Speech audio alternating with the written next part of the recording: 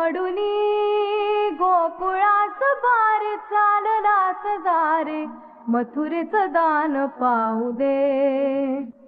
सोडूनी गोकुळास बार चाललास दारे मथुरेचं दान पाहू दे.